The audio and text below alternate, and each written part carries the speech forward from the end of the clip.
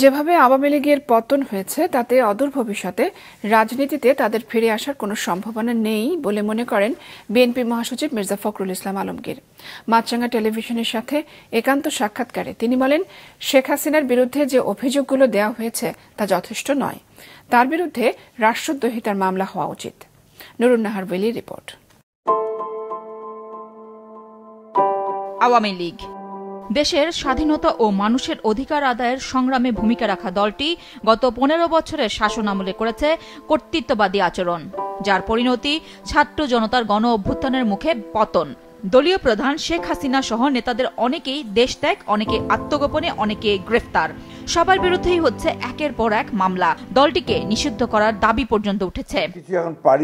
তবে বিএনপির এই বর্ষিয়ান রাজনীতিবিদ মির্জা ফখরুল ইসলাম আলমগীর কোন দল নিষিদ্ধের পক্ষে নন। তিনি মনে করেন আওয়ামী লীগের রাজনীতি এমনিতেই শেষ হয়ে গেছে। না, আমি তো বিশ্বাস করি না। I don't believe in it. এবং আমি মনে করি এটা ঠিক হবে না। আপনার সবচেয়ে বড় জিনিস কি জানেন, যে আওয়ামী লীগের রাজনীতি নেই, এখন ব্যাংকক্রাফট হয়ে গেছে আওয়ামী লীগ। বহু আগে থেকে বলেছি আমি আপনাদেরকে প্রত্যেক মেরে বলছি আওয়ামী পলিটিক্যালি ব্যাংকক্রাফট হয়ে গেছে, দেউলিয়া হয়ে গেছে। তারা ক্ষমতায় থাকতে চেয়েছে, অর্থবিত্ত বানাতে চেয়েছে, সম্পদে পাহাড় করেছে, তারা শুধু ক্ষমতায় থাকতে চেয়েছে। জনগণকে নিয়ে জনগণের যে চাহিদা সেই অনুযায়ী তারা রাজনীতি করেনি, কাজও করেনি, যার ফলে আজকে তারা নিশ্চিহ্ন হয়ে গেছে।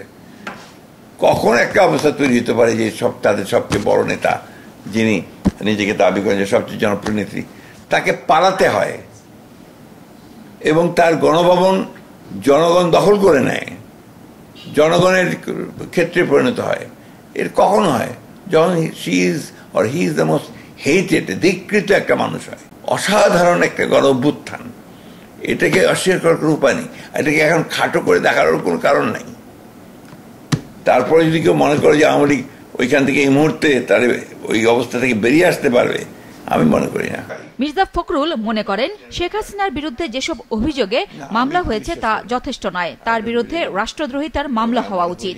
শেখ হাসিনা তো এখানে আপনার হত্যা মামলায় অভিযুক্ত, এবং এটা দিবালোকের মতো সত্য। শুধু হত্যা না, তাকে রাষ্ট্রদ্রোহিতার মামলায় অভিযুক্ত হতে হবে, কারণ শি হ্যাজ ডেস্ট্রয়েড বাংলাদেশ। সেভাবেই তার বিচার হওয়া উচিত। ওই বিচারকে তাকে ফেস করতে হবে, তাকে ট্রায়াল ফেস করতে হবে। সেই জন্য ভারতের থেকে উনি যদি মনে করেন উনি বেঁচে যাবেন, হ্যাঁ, এটা ঠিক হবে না। আওয়ামী লীগের সভানেত্রী দেশ ছেড়ে আশ্রয় নিয়েছেন ভারতে। মির্জা ফখরুল মনে করেন তাকে বিচারের মুখোমুখি করতে ভারতের সহায়তা করা উচিত। ভারতের তারা মনে করে যে শেখ হাসিনা তাদের অত্যন্ত পুরনো বন্ধু মিত্র, তারা সেখানে তাকে শেল্টার দিয়েছেন, দিতেই পারেন। আমার প্রশ্ন হচ্ছে যে আমাদেরকে চেষ্টা করতে হবে, এই সরকারকেও চেষ্টা করতে হবে, তাকে ফেরত এসে তিনি মুখোমুখি হোক। উনি এত সাহসী মহিলা বলে দাবি করেন, পালিয়ে গেলেন কেন? আমাদের দেশের বেগম খালেদা জিয়া একদিনের জন্য পারেননি, কোথাও পারেননি, 6 বছর জেলে থেকেছেন। উনি ফেস করলেন না কেন?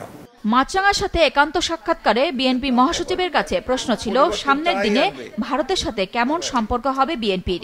ভারতের সঙ্গে সম্পর্ক আমাদের কোনো শত্রুতামূলক ছিল না, বৈরী সম্পর্ক ছিল না। আমরা ভারত সম্পর্কে ছিল, আমরা সবসময় তাদের কাছে তাদের বন্ধুত্ব চেয়েছি, তাদের সঙ্গে কাজ করতে চেয়েছি।